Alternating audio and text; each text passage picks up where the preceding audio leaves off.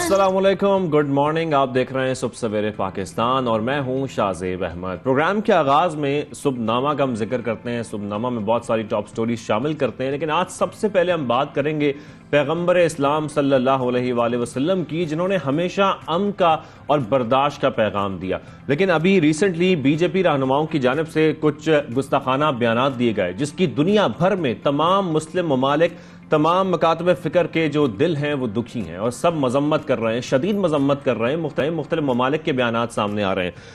पाकिस्तान में भी DGISPR की जानिब से भी मजम्मत की गई है और ये भी कहा गया है कि यह अफसोसनाक अमल मुसलमानों के खिलाफ शदीद नफरत का मुंह बोलता सबूत है। दूसरी जानिब सदर मुमलिकत आरिफ अलवी हों, वजीर आजम पाकिस्तान हो शहबाज शरीफ या दीगर वफाकी वुज़रा हैं और जो सियासी क़यादत है, सब इसकी शदीद मजम्मत कर रहे हैं और करनी चाहिए।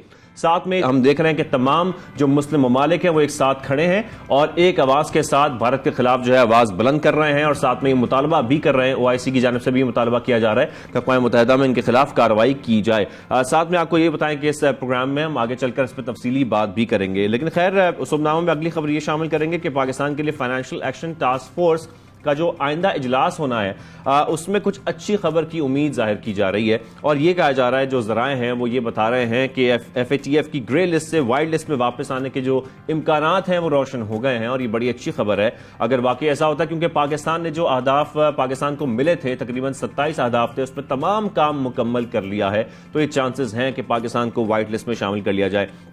साथ में बजट पेश होने से पहले, यानी कि सिर्फ 4 दिन पहले अब बजट पेश होने वाला है, सिर्फ 4 दिन बाकी रह गए हैं।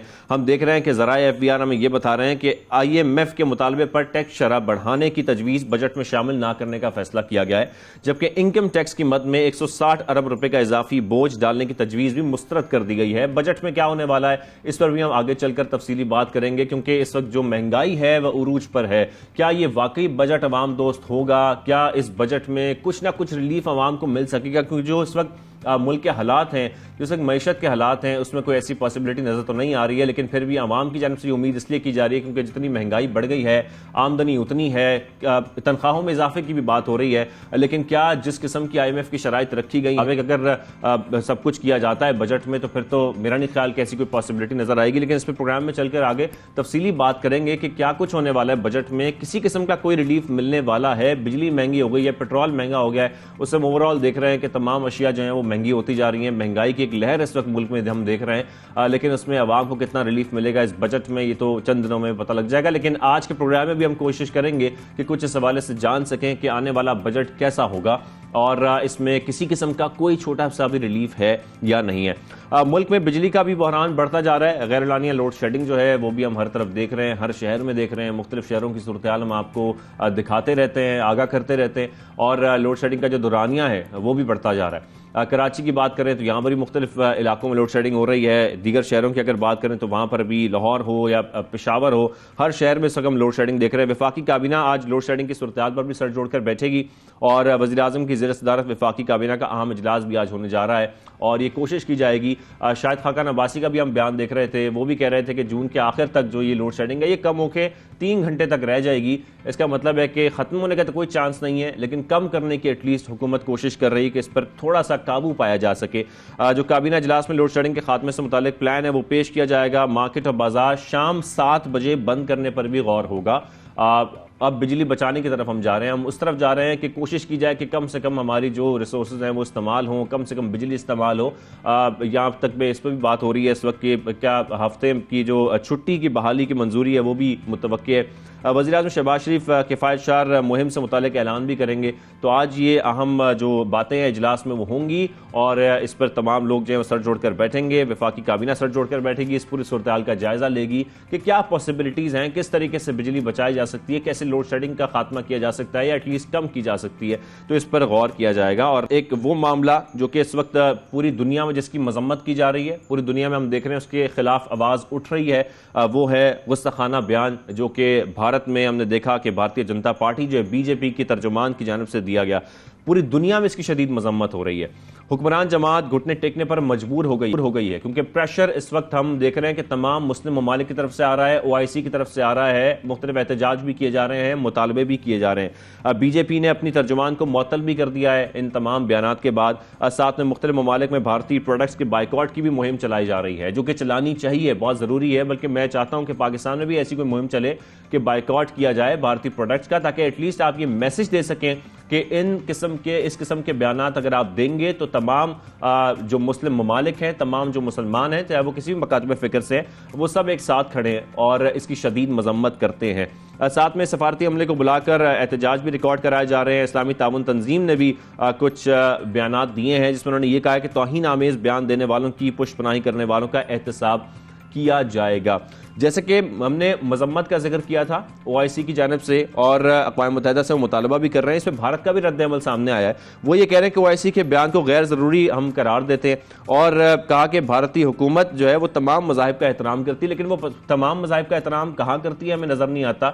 हम कश्मीर की बात करते हैं, जो कि इस वक्त भारतीय ज़ेर कब्ज़ा है, वहाँ पर हम देख लें या भारत के अपने अंदर देख लें, वहाँ पर मुसलमानों के साथ क्या होता है उसका हम जिक्र करते रहते हैं, आपको वीडियोज़ दिखाते रहते हैं, चाहे वो ख़वातीन हों, चाहे वो यूनिवर्सिटीज़ की कॉलेजेस की लड़कियां हों, हिजाब का मामला हो, मसाजिद हों, इवन घर हों, वहाँ पर हमला किया जाता है। मसाजिद में अजान नहीं दी जाती, वहाँ पर उसको रोका जाता है, डंडे बरसाए जाते हैं लोगों पर, तशद्दुद किए जाते हैं। तो इस किस्म की जो चीज़ें हैं वो हम देखते रहते हैं भारत में, लेकिन इसकी शदीद मजम्मत की जा रही है। लेकिन इस पर हम तफसीली बात भी करते हैं आज, और हमारे साथ मौजूद है तज्ज़ियाकार मारिया सुल्तान साहिबा।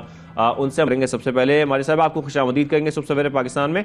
मारिया साहिबा, पूरी दुनिया में हम देख रहे हैं कि भारत की हुक्मरान जमात के खिलाफ सख्त रद्द-ए-अमल सामने आ रहा है, शदीद मजम्मत भी की जा रही है, जो नफरत अंगेज़ इक़दाम उनकी जानब से किए जाते हैं, बयानात दिए जाते हैं, उसकी मजम्मत की जा रही है। लेकिन इसको ब्रेक कब लगेगा, इसको कैसे रोका जाएगा? कि इस वक्त हिंदुस्तान की अंदरूनी सूरत हाल है, उसके अंदर ये दबाव काफ़ी नहीं है। जब तक कि हकीकी मायनों के अंदर आप अक़वाम मुत्तहिदा के अंदर हिंदुस्तान के ऊपर किसी किस्म की पाबंदियाँ आयद करने में कामयाब होते हैं, या आप OIC का प्लेटफॉर्म इस्तेमाल करते हैं और उससे कोई माशी पाबंदियाँ या सियासी पाबंदियाँ उन पर आयद करने के अंदर कामयाब हो जाते हैं। हकीकत ये है कि इस वक्त हिंदुस्तान के जो ताल्लुकात हैं मशरिक़ वस्ता के ममालिक के साथ और बाकी ममालिक के साथ, ना सिर्फ वो मुस्तहकम है लेकिन वो एक स्ट्रेटेजिक नौइयत की हैं। ऐसी सूरत हाल में जहाँ बयानात की हद तक तो ये दुरुस्त है कि ये कुछ किस्म का हिंदुस्तान के इंटरनेशनल इमेज के ऊपर एक तरह से आती है, लेकिन ये ज्यादा। और मारिया साहबा, साथ में OIC ने तौहीन आमेज बयान देने वालों की पुष्पनाही करने वालों के एहतसाब का भी ऐलान किया है, लेकिन क्या इस बार सवाल फिर ये पैदा होता है कि जो नरेंद्र मोदी की हुकूमत है उनके खिलाफ कोई आलमी सतह पर कार्रवाई हो सकेगी? कोई पॉसिबिलिटी कि हम आलमी सतह पर कोई कार्रवाई होती देखते नहीं है? कार्रवाई तो हो सकती है, लेकिन उसके लिए मुसलमान ममालिक को मुत्तहिद होना पड़ेगा, आपको इंटरनेशनल क्रिमिनल कोर्ट पे जाना पड़ेगा। और उसके अलावा जो मुसलमान हैं हिंदुस्तान के अंदर बिलखुसूस जिनके खिलाफ ये तमाम कार्रवाई की जा रही है, उनकी बुनियाद पर या बैन अक़वामी मुसलमान होने की हैसियत आपको ये चीज़ें आगे लेके जानी पड़ेगी।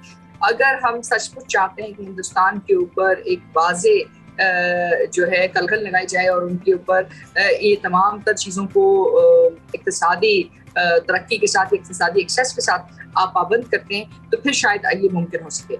लेकिन अभी तक आप इस पर मुत्तफिक नहीं है और ना ही आपने मुत्तफिका कोई पॉलिसी इख्तियार की है। जब आप ये कर लेते हैं बतौर मुस्लिम रियासतें, तो फिर हो सकता है कि आपका एक कलेक्टिव प्रेशर है जो हिंदुस्तान के ऊपर पड़ सके। लेकिन इसके साथ साथ मारिया साहिबा, हम भारत में नरेंद्र मोदी की हुकूमत में जुल्म भी देखते आए मुसलमानों के खिलाफ, और आज़ादी छीनने के लिए जो हम देख रहे हैं कि उनके ऊपर तनकीद है वो भी इसलिए बढ़ती जा रही है क्योंकि आज़ादी छीनी जा रही है वहाँ पर मुसलमानों की, और उसके बाद इस किस्म के गुस्ताखाना बयानात दिए जाते हैं। आप समझती हैं कि भारत में मजहबी तकसीम के खदशात बढ़ चुके हैं?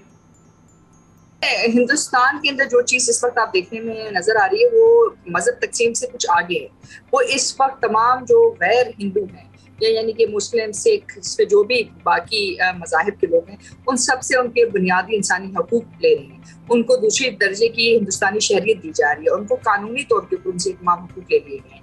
ऐसी सूरत हाल के अंदर मसला ये नहीं है कि एक हिंदू मुस्लिम तकसीम होगी, मसला तो ये है कि उस हिंदू मुस्लिम तकसीम में वो जो मुसलमान हैं और उनके पास वो इतनी कानूनी हैसियत भी नहीं रखेंगे कि वो एक दूसरी सतह की जो शहरियत है उसको भी इख्तियार कर सकें। क्योंकि जो आप अकूबत खाने देखते हैं या जो डिटेंशन सेंटर्स हिंदुस्तान की बीजेपी की गवर्नमेंट बनाने जा रही है, जो कश्मीर के बाद 2019 के एक्ट के बाद उन्होंने पूरे हिंदुस्तान के अंदर सिटीजन अमेंडमेंट एक्ट के तहत ये जो किया है, उसके बाद पूरे हिंदुस्तान के अंदर ये इस किस्म की सेंटर्स बनाए जाएंगे, डिटेंशन सेंटर्स बनाए जाएंगे, जहाँ वहाँ के जो रहने वाले मुसलमान हैं वो इस बात की वजाहत देंगे कि वो हिंदुस्तान में 1947 से 12 साल कबल कैसे आए, उनके पास किस किस्म के जायदाद के कागज थे, और अगर नहीं है या तालीम नहीं है तो ऐसी सूरत हाल में उनको इन डिटेंशन सेंटर्स में डाल दिया जाएगा। और अगर मुसलमान है तो फिर दूसरी शहरियत की हामिल मतलब उनको हासिल करने के लिए भी उनके लिए बहुत ज़्यादा उनको बहुत सारी मुश्किलात का सामना होगा। तो ये एक सिर्फ बयानबाजी नहीं है, ये एक पूरे हिंदुस्तान का मैप चेंज होने जा रहा है। और ऐसी सूरत हाल में जो हिंदू अक्सरियत है वहाँ वो कानूनी तौर के ऊपर वाहिद हिंदुस्तानी अव्वल की शहरी। मारिया साहबा, जैसे कि आप भी जिक्र कर रही हैं, ये तौहीन रसालत के वाकयात हर कुछ अरसे बाद रूनुमा होते हैं, लेकिन फिर वही बात है कि इसकी रोकथाम के लिए किन इकदामात की फौरी तौर पर जरूरत है, क्या करना चाहिए? दरअसल ये है कि एक हम इस्लामोफोबिया पे तब बात करते हैं जब इस किस्म के घिनौने या तो बयानात सामने आते हैं या कोई बहुत ज़्यादा एक घिनौनी जो इंसानी हकूक़ की पामाली की एक सिचुएशन है वो नज़र आती है। इसके अलावा हम इस पर बातचीत करते हुए नज़र नहीं आते। हमें ये बात समझने की ज़रूरत है कि इस वक्त आपके ऊपर बतौर मुसलमान हर जगह आपकी मजहब के ऊपर, तमद्दुन के ऊपर जो है ज़रब लगाई जा रही है। और जब तक आप इसका वापस जो है एकेडमिक वापस इसका सियासी अस्करी जवाब देने की हैसियत नहीं रखेंगे या आप ये बात वाज़ेह नहीं करेंगे कि बतौर मुस्लिम ये आपके लिए काफ़ी नहीं है और या अपनी आवाज़ को बुलंद नहीं करेंगे और मुख्तलिफ फोरम्स को एक्सेस नहीं करेंगे तो ये मुमकिन नहीं है। ठीक है मारिया साहबा, बहुत शुक्रिया, आपने हमें शो में ज्वाइन किया। और जिस तरीके से आप भी कह रही हैं, इस वक्त फौरी इक़दाम उठाने की ज़रूरत है। आलमी सतह पर जब दबाव बढ़ाया जाएगा भारत के ऊपर, तभी कुछ वो प्रेशर बिल्ट होगा और इसी तरीके से इन मामलों को रोका जा सकता है। तमाम जो इस वक्त हम देख रहे हैं कि मुख्तलिफ फोरम्स हैं, वहाँ पर भी आवाज़ बुलंद करने की ज़रूरत है भारत के खिलाफ। Thank you very much for joining us. यहाँ पर छोटी सी ब्रेक लेते हैं, ब्रेक है, वापस आते हैं।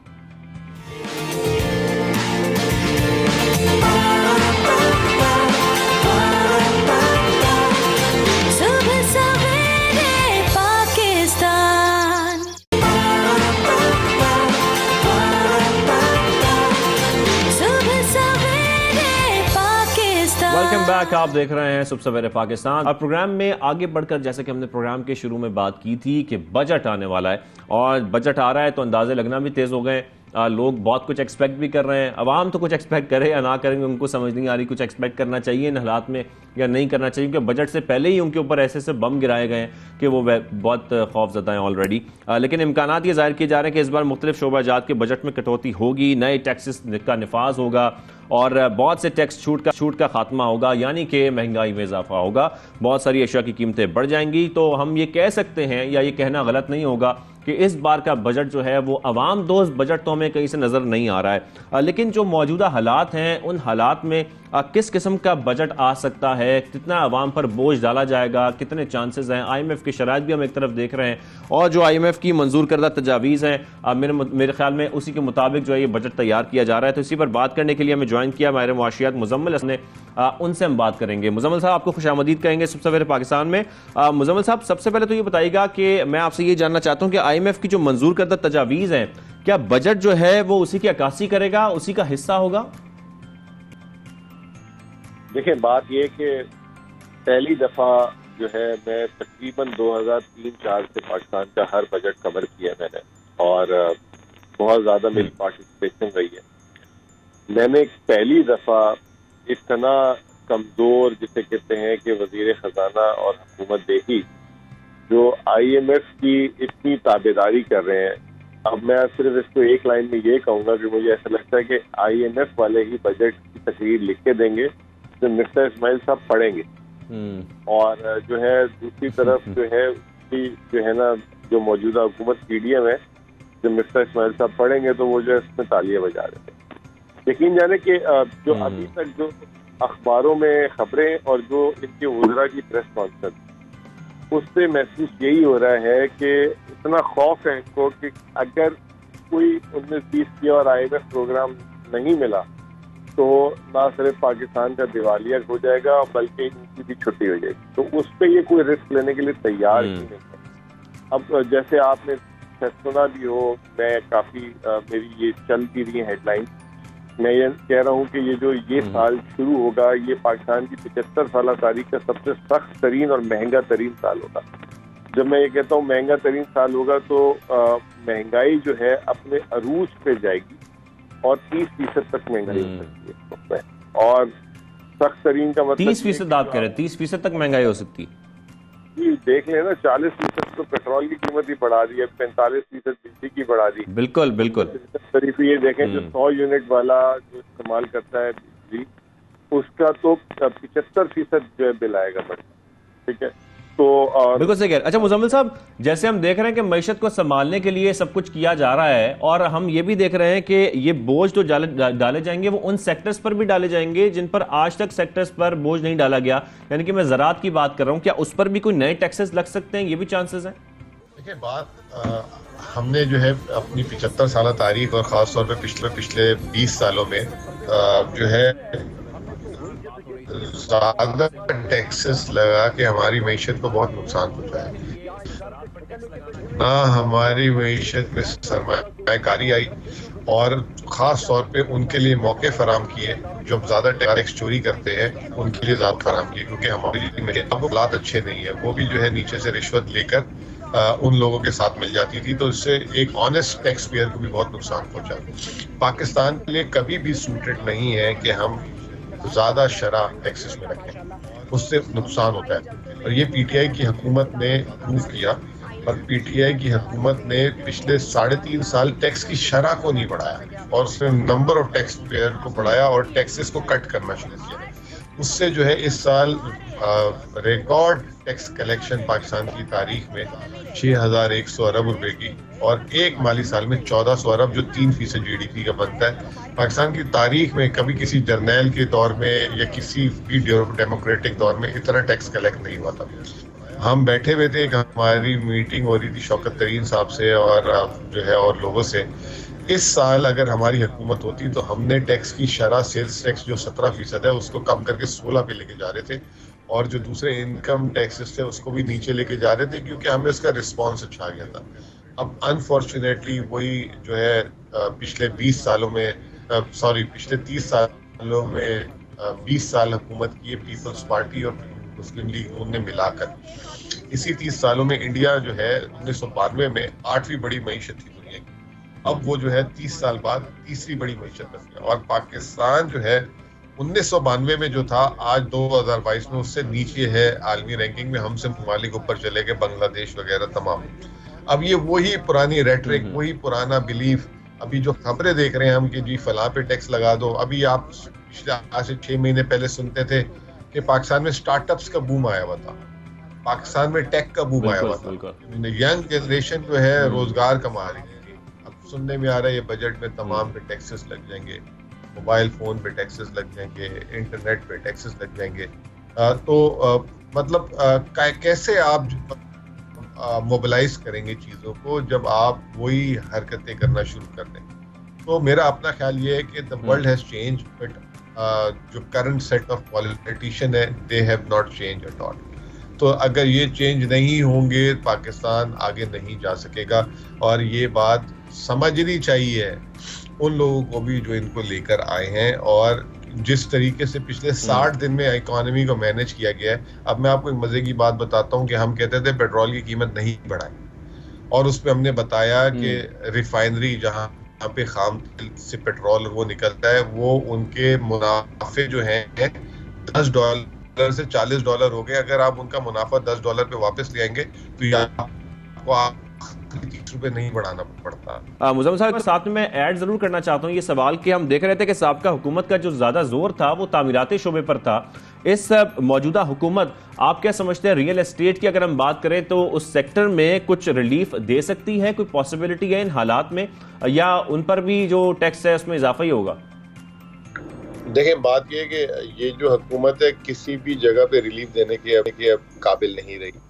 क्योंकि इन्होंने बिजली की कीमत जो 45% बढ़ाई है और गैस की फीसद 45% से बढ़ाई है, ये वो इन्होंने वार किया है जिससे ना चाहते हुए भी अगर किसी को कुछ भी रिलीफ दे दें तो जो है वो रिलीफ काम का नहीं है, क्योंकि हर चीज में गैस और बिजली का इस्तेमाल होता है। मिसाल के तौर पे अभी सीमेंट की बोरी 900 रुपए की हो गई है। सीमेंट की बोरी के अलावा जो है उनको जो है अपना जो है बिजली, गैस और कोयले की जरूरत होती है। अब अगर वो ये इसकी कीमतें बढ़ेंगी तो वो 900 की जगह अगर 1100 या 1050 बोरी का रेट हो जाएगा तो वो कैसे जो है वो चल सकेंगे। कल ही की बात है कि जो स्टील सबसे ज्यादा इस्तेमाल होता है कंस्ट्रक्शन की सनत में, 6500 रुपए फी टन जो है उसका रेट फैक्ट्रीज ने बढ़ा दिया है। अब 2,22,000 रुपए जो है इस वक्त सरिया का रेट है।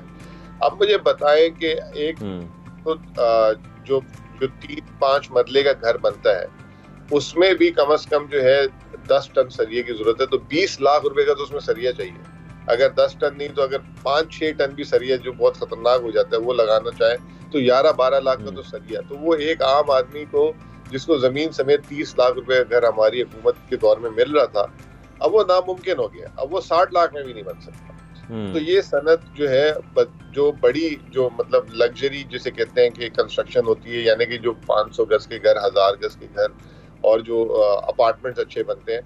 कराची में अब कोई अपार्टमेंट, पॉश एरिया की बात नहीं कर रहा, बिल्कुल नॉर्मल एरिया की 2 बेड का अपार्टमेंट जो है 3 करोड़ रुपए से कम का नहीं है, क्योंकि जमीन का रेट भी बहुत ज्यादा था और कंस्ट्रक्शन का उससे भी ज्यादा, और फिर रिश्वतें बहुत है यहाँ पे। तो आप देखें ये सनत को इन्होंने बिल्कुल ही जिसे कहते हैं कि आगे आने वाले दिनों में खत्म कर देंगे। और उसका कंसर्न अगर आप लेकिन मुजम्मिल साहब सवाल ये पैदा होता है ना कि इस वक्त जो मौजूदा हालात हैं, वैसे तो खैर इस वक्त हम ये भी देख रहे हैं कि मजमूई तौर पर तरक्याती बजट में भी कमी की जा रही है और ये सोचा जा रहा है कि उसकी भी कुछ असरात मुरत्तब होंगे, कुछ बेहतरी आएगी मईशत में। लेकिन क्या ये सब स्टेप्स लेने के बाद, क्या ये तमाम IMF की शराइत पूरी करने के बाद और इस किस्म का जैसे कि आपके बकौल के आप कह रहे हैं कि ये तो एक तरह से IMF का तैयार करदा जो बजट है वही पेश किया जाएगा, तो क्या ये सब कुछ कर बाद बजट के बाद जो है वो कोई मईशत संभलेगी? आप संभलती देख रहे हैं? देखिए, बात ये होती है कि मईशत संभलने के लिए ना, मईशत में जो मईशत के खिलाड़ी होते हैं उनकी सेहत कब खास ख्याल रखा जाता है।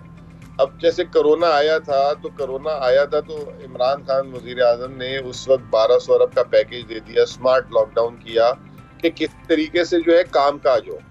यहाँ पे कामकाज ही बंद कर दिया जा रहा है। जैसे कि अब बिजली का जो बहरान है उससे जो है बहुत बड़ी जो है इंडस्ट्री को बंद कर दिया। अब वो उससे एक तरफ आप बिजली का रेट मांग रहे हैं, दूसरी तरफ आपने रेट के अलावा जो है बिजली फराहम कर रहे हैं। अभी जो ब्लूमबर्ग की स्टोरी है 2 दिन पहले की, 40,000 कारखाने जो है उन्होंने ये जो बिजली की कीमत बढ़ी है उसके बाद इरादा किए बंद कर देंगे।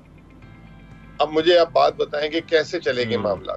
तो आपको रिलीफ भी साथ प्रोवाइड करना होता है, ऑल्टरनेट भी प्रोवाइड करना होता है। वो मरियम औरंगजेब जो है वो उसके तो मजाक बनना शुरू हो गया कि हमने 2,000 रुपए प्रोवाइड किए। अब लोग उसमें कहते हैं कोई कि भाई बोरी भी दे देते, इतने सारे पैसे कैसे लेके जाएंगे। कोई कह रहा है सिक्योरिटी गार्ड दे दीजिएगा, कुछ स्कीम कर ले। कोई कह रहा है कि जी उस इतने सारे पैसे हमने सरमायाकारी भी करनी होगी तो वो एडवाइस भी साथ दे दें, क्योंकि इतने सारे पैसे आपने और ये आवाम को ही ना भुगतने पड़े मुजम्मिल साहब, ये सब्सिडी 2,000 रुपए की आखिर में तो आवाम ही भुगतती है। तो देखें, कुछ क्रिएटिव होना। पहली बात तो ये कि इनको अपने अंदर से खौफ निकालना पड़ेगा हुकूमत जाने का। जिस दिन इनके अंदर से खौफ निकल जाएगा फिर ये सियासत नहीं, आवाम के लिए फैसले करना शुरू कर देंगे। दूसरा ये कि वो खौफ निकालने के बाद रास्ते ढूंढे, रास्ते निकाले। कभी तुर्की जाना, कभी सऊदी अरब जाना, कभी ये जाना। यहाँ पे एक्सपर्ट से, जैसे मैंने आपको अभी बता रहा था जब हमारी लाइन कटी, रिफाइनरी के मार्जिन्स $40 पे अगर वो वापस $10 पे ले आते तो आखिरी ये 30 रुपए इनको बढ़ा देना पड़ता है।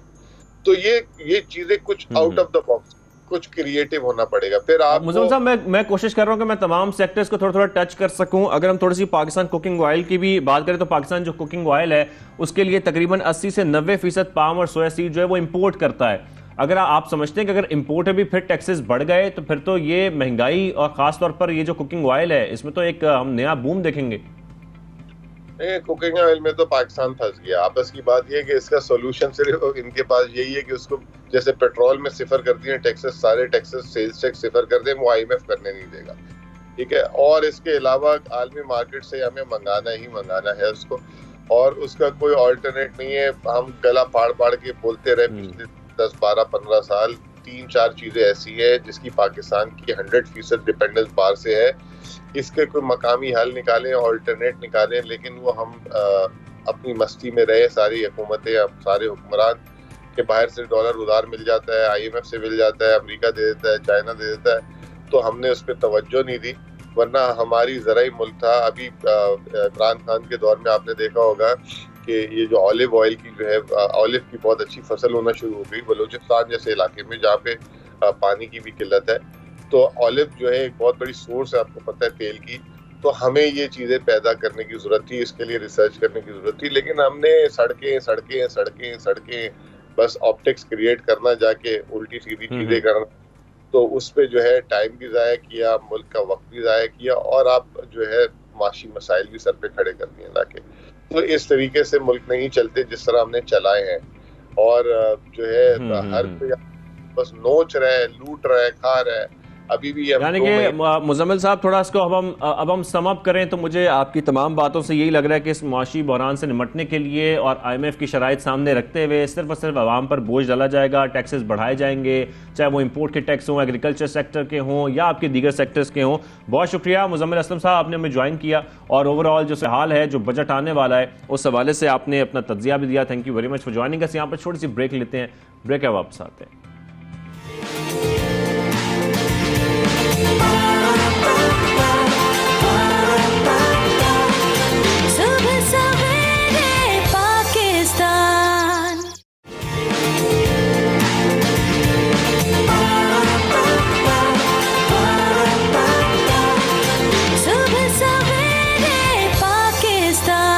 वेलकम बैक, आप देख रहे हैं सुबह सवेरे पाकिस्तान। ब्रेक से पहले बहुत सारी बातें भी हो गई और हमने बजट के हवाले से बात भी कर ली इस वक्त।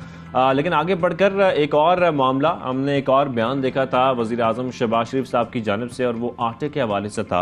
वज़ीर आज़म शहबाज शरीफ ने आवाम से किया अपना वादा पूरा कर दिया। हमने देखा था KPK में उन्होंने कहा था कि अगर मुझे कपड़े फाड़ कर भी, कपड़े बेच कर भी आटा देना पड़ा तो मैं दूंगा। और खैबर पख्तूनख्वा में आवाम को सस्ते आटे की फराहमी के लिए 100 यूटिलिटी मोबाइल ट्रक से फराहम शुरू कर दी गई है।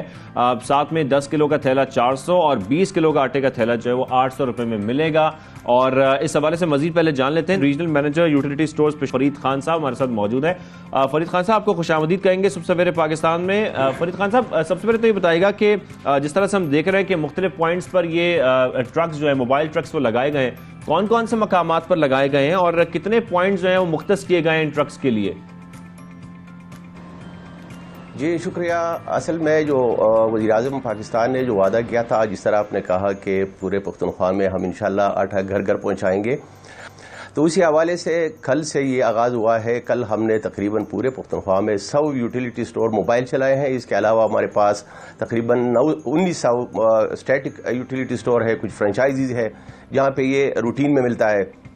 तो वही आटा जो बाज़ार में तकरीबन 1400 का मिलता है, वो हम 800 रुपये का 20 किलो अभी मुहैया कर रहे हैं मोबाइल के ज़रिए। जहाँ पे फैसिलिटीज़ नहीं है यूटिलिटी स्टोर का, वहाँ पे हम मोबाइल जो है चला रहे हैं। 100 मोबाइल अभी पूरे पख्तूनख्वा में हम चला रहे हैं और इंशाल्लाह जो वज़ीर-ए-आज़म पाकिस्तान ने जो वादा किया था उसको हम अमली तौर पर इंशाल्लाह करके दिखाएंगे। लेकिन ये 100 पॉइंट्स कौन से हैं? जी, ये खैबर पख्तूनख्वा में पूरे खैबर पख्तूनख्वा में एबटाबाद, मानसेरा, हरीपुर, इस तरह सवाबी, चतराल, जो है धीर, सवात, पूरे जो एक्स फाटा है, NMDs है, वहाँ पे वजीरिस्तान, बनू, डी खान, कोहाट, इन पूरे इलाकों में जो अभी इस वक्त तकरीबन 100 मोबाइल जो है अभी चल रहे हैं। इसके अलावा हमारे जो स्टैटिक स्टोर है, कुछ फ्रेंचाइजीज है, वो भी चल रहे हैं। तकरीबन रोज़ाना के बुनियाद पे 40,000 बोरियाँ, 40,000 प्लस थैला आटा जो है अब हम मुहैया कर रहे हैं। 40,000 थैला का मकसद है कि हम 40,000 घरानों को ये आटा फराहम कर रहे हैं जो बाजार से तकरीबन बिल्कुल। मैं असल में फरीद खान साहब इसलिए कह रहा था क्योंकि 100 पॉइंट्स पर अगर ये ट्रक्स खड़े हैं, मोबाइल ट्रक्स, तो ये अभी पूरे KPK के लिए तो कम है, तो इनको बढ़ाने की जरूरत है। तो इस पर भी कोई गौर किया जा रहा है कि इनको बढ़ाया जाए ताकि जो आटे का हुसूल है वो आसान हो जाए तमाम लोगों के लिए? जी, हमारे मिनिस्ट्री के सेक्रेटरी साहब ने और वज़ीर-ए-आज़म की हिदायत पर वो क्या है कि हम कल से इंशाल्लाह परसों से तकरीबन 250 इसकी तादाद बढ़ाएंगे, 250 कर लेंगे। इसके अलावा जो है ना सेल पॉइंट जो है ना स्टेटिक सेल पॉइंट भी तकरीबन 500 इसी हफ्ते अगले हफ्ते इंशाल्लाह हम कर लेंगे। ठीक है, अगले जो हफ्ते सेल कर लेंगे। पॉइंट सर, साथ में मोबाइल ट्रक से फी फैमिली जी फरीद साहब, एक और प्रॉब्लम आती है कि फी फैमिली जो है वो आटा दिया जाता है, जब वहां पर ट्रक्स खड़े होते हैं तो उनको अलाउ कितना किया जाता है? क्या एक फैमिली को एक आटे का थैला दिया जाता है, आईडी कार्ड चेक किया जाता है, क्या किया जाता है? मैक्सिमम जो है वो 40 kg आटा हम देते हैं, जो एक फैमिली का तकरीबन पूरा होता है। यानी एक शनाख्ती कार्ड पे 40 किलो आटा हम देते हैं। अगर फैमिली बड़ी है तो वो बेशक घर के दूसरे फर्द का शनाख्ती कार्ड साथ ले आएं तो उसको 80 kg आटा मिलेगा और वो मेरे ख्याल में उस घराने का पूरा होगा। अगर लोग कनात करें, लोग साथ ताउन करें तो मेरे ख्याल में ये जो है ना ये आटा एक फैमिली के लिए सफिशेंट है। एक महीने के लिए 80 kg सफिशेंट होता है बड़ी फैमिली के लिए। लेकिन लोग आप कह रहे हैं कि छोटी फैमिली जो है वो भी अगर ताउन करें। जी जी बिल्कुल, यही आप कंटिन्यू कीजिएगा बात कि लोग ताउन करें, आप ये कह रहे हैं। हाँ, लोग असल में ताउन नहीं करते, लोग स्टॉक करते हैं अपने पास, सोचते हैं कि कोई काहत आ रहा है, कोई खामखा कोई बहरान आ रहा है। इस तरह का कोई बहरान नहीं है। हमारे पास गंदम वाफिर मकदार में मौजूद है, आटा मौजूद है। लोग अगर कनात करें, लोग सब्र करें, ताउन करें हमारे साथ कि भाई इस तरह रश न बनाए, कतारों में खड़े रहे, तो मेरे ख्याल में एक छोटी फैमिली के लिए 40 किलो आटा और इस तरह बड़ी फैमिली के लिए 80 किलो आटा वो मेरे ख्याल में सफिशेंट है। आप सब लोग जानते हैं कि इतना मकदार सफिशेंट होता है। इस तरह हम चीनी भी देते हैं। एक फैमिली को या एक शनाख्ती कार्ड पे 5 किलो चीनी देते हैं, 5 किलो घी देते हैं। वो अगर शनाख्ती कार्ड 2 हो जाए तो मकसद है 10 किलो हो जाएगा। वो सफिशेंट है एक फैमिली के इस्तेमाल के लिए पर मंथ, ये सफिशेंट है। अच्छा, जैसे कि आप भी ये बात कर रहे हैं फरीद साहब, खुद से ये कह रहे हैं कि लोग स्टोर कर लेते हैं आटा, आप लोगों से लेते हैं, एक कम प्राइस पर लेते हैं, उसके बाद स्टोर कर लेते हैं, फिर वो क्या आगे बेचते हैं। तो इसके खिलाफ कोई आप लोगों ने हिकमत अमली तैयार की है कि इस चीज को भी रोका जाए ताकि जो जरूरतमंद लोग हैं उनको आटे का असूल? जी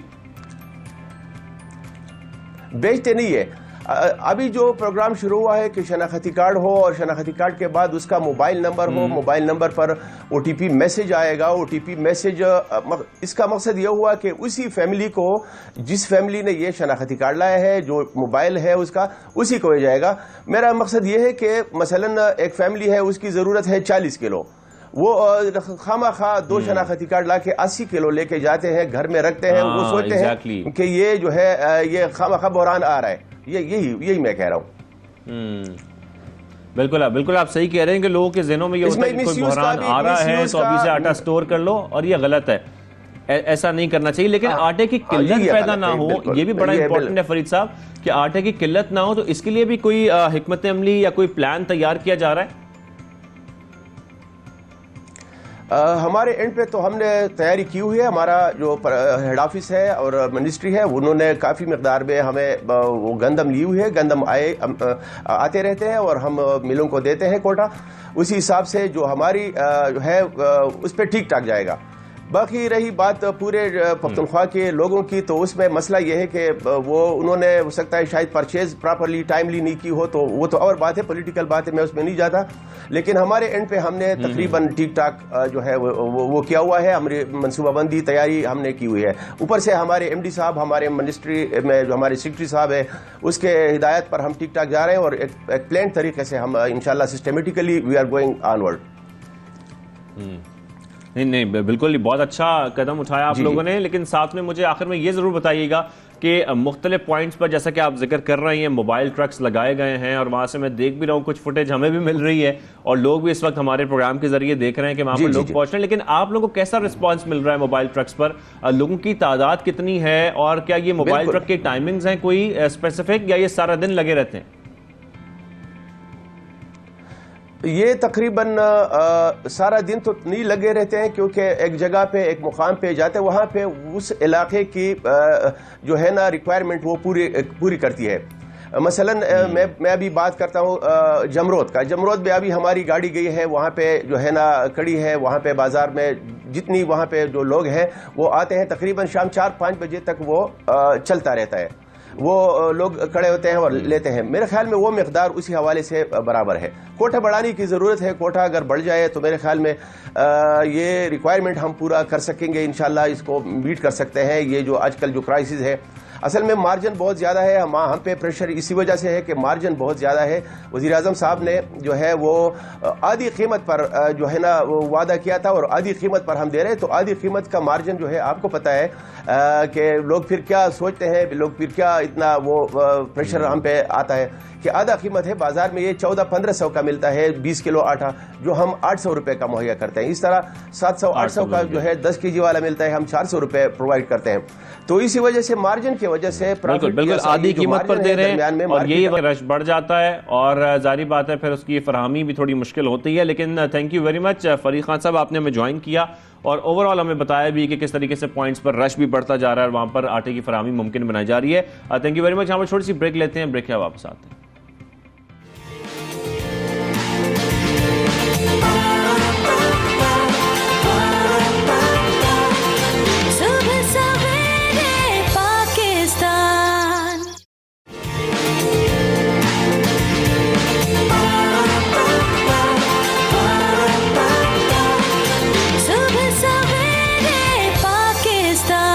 वेलकम बैक। आप देख रहे हैं सवेरे पाकिस्तान शाहज़ेब अहमद के साथ। और सबसे पहले हमने बहुत सारी बातों का जिक्र कर लिया, लेकिन खेलों के मैदान में मैंने आपसे वादा किया था हम जरूर जाएंगे कि एक जो टीम है वेस्ट इंडीज़ की क्रिकेट टीम, वो दौरे पाकिस्तान पर पहुंच चुकी है और उनका भरपूर इस्तकबाल भी किया है। तो खेलों के मैदान सबसे इंटरेस्टिंग खबर तो यही है आज की, और इस पर आज हमें बात भी करनी है कि क्योंकि मेहमान टीम प्रैक्टिस सेशन में हिस्सा ले चुकी है और पाकिस्तान और वेस्ट इंडीज़ के दरमियान 3 वनडे मैच की सीरीज़ का आगाज़ जो है वो कल से होगा। लेकिन माजी पर नज़र दौड़ाएं तो माजी कुछ इतना अच्छा नहीं रहा है। वेस्ट इंडीज़ बड़ा अरसा हो गया वेस्ट इंडीज़ को पाकिस्तान से वनडे सीरीज जीते हुए। लेकिन इन तमाम मामला पर बात करना है। स्पोर्ट्स तजज़ियाकार मिर्ज़ा इकबाल बेग साहब हमारे साथ मौजूद हैं। साहब आपको खुशामदीद करेंगे सवेरे पाकिस्तान में।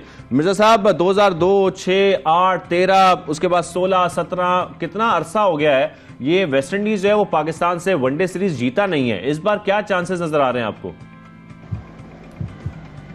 बहुत बहुत शुक्रिया शाहज़ेब। दरअसल वेस्ट इंडीज की टीम जो एक जमाने में काली आंधी कहा करती थी और क्रिकेट के मैदानों पर उसकी हुक्मरानी थी, लेकिन वक्त गुजरने के साथ साथ वहाँ एक तो तोड़ फोड़ हुई टीम में, दूसरे मुख्तलिफ जज़ायर पर मुश्तमिल ये टीम है, मुख्तलिफ ममालिक पर मुश्तमिल ये टीम है, जज़ायर गरबुल हिंद। तो वहाँ हर बड़ी सियासत है जिसकी वजह से बाज़ अच्छे क्रिकेटर आते हैं चले जाते हैं। अब आप देखें बिल्कुल ये जो टीम आई है बिल्कुल नई टीम है, क्योंकि क्रिस गेल रिटायर हो गए, उसके अलावा डैरन ब्रावो वो नहीं है, कैरोन पावल नहीं है, इवन लुइस नहीं है, बहुत सारे आंद्रे रसल चले गए, बहुत सारे प्लेयर्स। फिर इन्होंने साबिक कप्तान जेसन होल्डर्स को जो है वो रेस्ट कराया। तो टीम उनकी इतनी तगड़ी नहीं है, लेकिन चूंकि उनके यहाँ एक तोड़ फोड़ का अमल जारी है। हालांकि 2016 में सबको याद होगा कार्लोस ब्रैथवेट ने जो छक्के लगाए थे बेन स्टोक्स को, और अप्रैल 2016 में ईडन गार्डन्स कोलकाता में जब वेस्ट इंडीज ने T20 वर्ल्ड कप जीता। लेकिन फिर उसके बाद से उनके यहाँ सियासत, इंटरनल सियासत, खिलाड़ियों का मुआवजे के मामले पर तनाज़ा और बहुत सारी चीजें जो वहाँ की क्रिकेट में हो रही है, उसकी वजह से उनकी टीम का जवाल जो है वो एक शुरू हो चुका है। और इस टीम के बारे में भी हम यही कह सकते हैं, क्योंकि लास्ट ईयर आपको याद, मैं इस तरफ आ रहा था कि माजी पर नजर दौड़ाएं तो शायद मैं गलत नहीं हूं कि इमरान खान साहब की क़यादत में लास्ट टाइम जो है वो हम हारे थे इनसे। और सेकेंडली जो इस वक्त मौजूदा टीम है मिर्जा साहब, उसको देखते हुए और कंडीशंस को देखते हुए आपको क्या लगता है ये सीरीज कैसी होने जा रही है? क्या कोई चांसेस हैं कि वेस्ट इंडीज शिकस्त देगी पाकिस्तान को?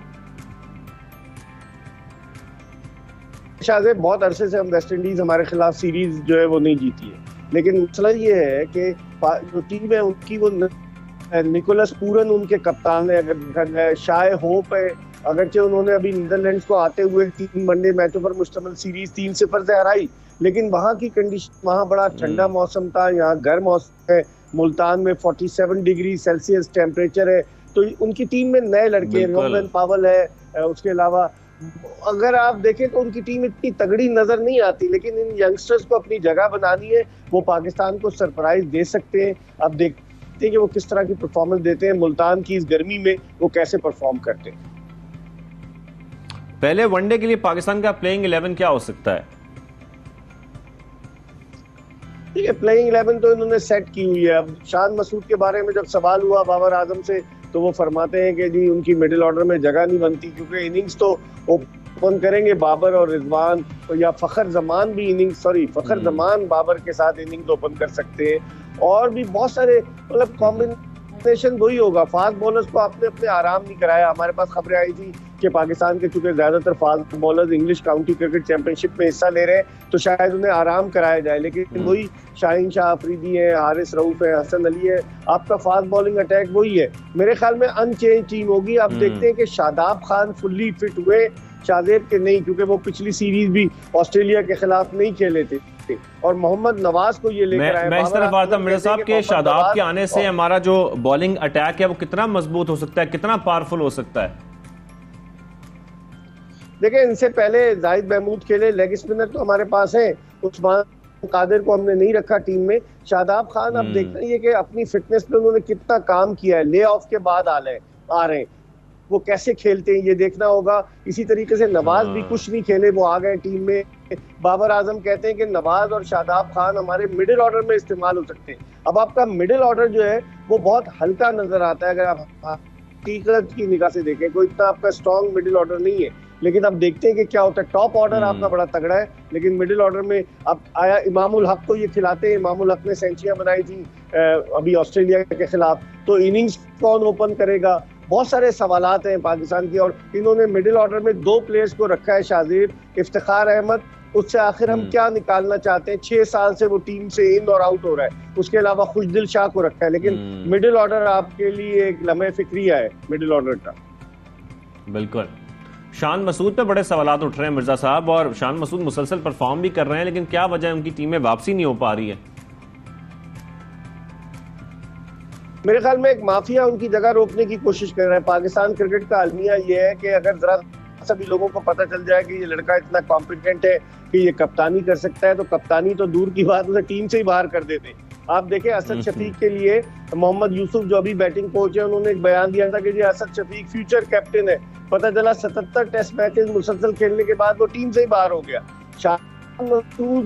तीनों फॉर्म में परफॉर्म कर रहा है, और उसकी इस परफॉर्मेंस को सिलेक्टर्स को सोचना चाहिए। जो हमारे मोहम्मद वसीम है चीफ सिलेक्टर, जो 10 लाख रुपए से ज्यादा तनख्वाह ले रहे हैं, वो लैपटॉप देखते हैं, क्या प्लेयर की परफॉर्मेंस उनको नजर नहीं आती? अब इस टीम में भी उन्होंने ओपनर्स तो बहुत सारे भर्ती किए हुए हैं। अब देखते हैं कि कॉम्बिनेशन क्या बनाते हैं, और फिर अगले बरस शाहजेब भारत में वर्ल्ड कप है 2023 का 50 ओवर्स का, उस वर्ल्ड कप में हम क्या परफॉर्म करते हैं, क्या कॉम्बिनेशन लेके जाते हैं, बहुत सारे सवालात हैं। लेकिन आप पे क्या सजेशन है कॉम्बिनेशन को लेकर? देखिए, अभी इनको मिडिल ऑर्डर पे तवज्जो देनी होगी। मिडिल ऑर्डर आपका बहुत हल्का है। अगर आपके टॉप ऑर्डर जल्दी आउट हो गए, जैसे बाबर आजम, मोहम्मद रिजवान या इमामुल हक या फखर जमान, तो आपके लिए बड़ी मुश्किल होगी। मिडिल ऑर्डर आपका नहीं है, तो मेरे ख्याल में मिडिल ऑर्डर को इन्हें स्ट्रॉन्ग बनाना चाहिए, लेकिन तवज्जो ही नहीं दे रहे। चीफ सेलेक्टर कहते हैं हमारी टीम बड़ी, बाबर आजम कहते हैं हमारी टीम बड़ी अच्छी है। अब देखते हैं सीरीज में क्या तजुर्बा करते हैं ये लोग। ठीक है, मिडिल ऑर्डर स्ट्रॉन्ग करने की जरूरत है। मिर्जा साहब, मुल्तान स्टेडियम में 14 बरस बाद कोई इंटरनेशनल मैच होने जा रहा है, ये बड़ी अच्छी खबर है, इस पर आप कमेंट करना चाहेंगे? यह मुल्तान साउथ पंजाब में वाक़ है, और मुल्तान मशहूर है गर्द, गदा और गर्मा, यानी कि वहाँ की मट्टी उड़ती है बहुत, और गदा यानी कि औलियाए कराम का शहर, और गर्मा गर्मी वहाँ बहुत शदीद होती है। और फिर ये स्टेडियम जो है शाहजेब, ये विहाड़ी रोड पर वाक़, शहर से बाहर वाक़, तो इर्द गिर्द के इलाके जिसमें खाल, साहिवाल, बूरेवाला, विहाड़ी, मुख्तलिफ इलाके जो है, भावलपुर, ये सारे आते वहाँ के शायकीन क्रिकेट मैच देखने के लिए। मेरे ख्याल में 14 साल बाद वनडे हो रहा है। आखिरी मरतबा वेस्ट इंडीज के खिलाफ हुआ था 2008 में, और ये वही मैदान है जहाँ मैं था। वीरेंद्र सहवाग भी 2004 में ट्रिपल सेंचुरी बनाई थी। भारत और पाकिस्तान का मैच था। बड़ा खूबसूरत स्टेडियम है। अगर इसको यूटिलाइज किया जाए इंटरनेशनल क्रिकेट के लिए, तो ये स्टेडियम यकीनन इंटरनेशनल क्रिकेट के लिए पाकिस्तान की जानिब से एक और बिल्कुल। अब बस देखना ये है कि प्रैक्टिस मैच के बाद जो कल से सीरीज का आगाज हो रहा है, इसमें क्या होता है मुल्तान में। Thank you very much Mirza Iqbal Baig साहब, आपने हमें ज्वाइन किया, तज्जिया भी दिया, और इस वक्त जो सिलेक्शन है उस पर भी कुछ बातें हुई और सबसे इंपॉर्टेंट बात यह कि हमें मिडिल ऑर्डर स्ट्रांग करने की जरूरत है ताकि हम इस बार भी शिकस्त दे सकें वेस्ट इंडीज को, और जो रिकॉर्ड हमने अभी तक कायम रखा हुआ है वो कायम रहे, क्योंकि बहुत अरसा हो गया है वेस्ट इंडीज को भी पाकिस्तान से वनडे सीरीज में जीते हुए। तो मिर्जा इकबाल बेग साहब हमारे साथ मौजूद थे खेलों के मैदान से और क्रिकेट पर बात हो रही थी, लेकिन आगे बढ़ेंगे और आगे कुछ और सेगमेंट्स भी हैं जो प्रोग्राम में शामिल करने हैं। और अगला सेगमेंट बड़ा इंटरेस्टिंग है, मैं जब ये पढ़ रहा था देख रहा था तो मुझे बड़ा इसमें इंटरेस्ट हुआ कि किस तरीके से होता है ये एप्लीकेशन जो तैयार की गई है, ये बेसिकली ये फीचर क्या है। तो हम ये बात कर रहे हैं कि सफ़र के दौरान भी आपकी कोई नमाज अब नहीं छूटेगी।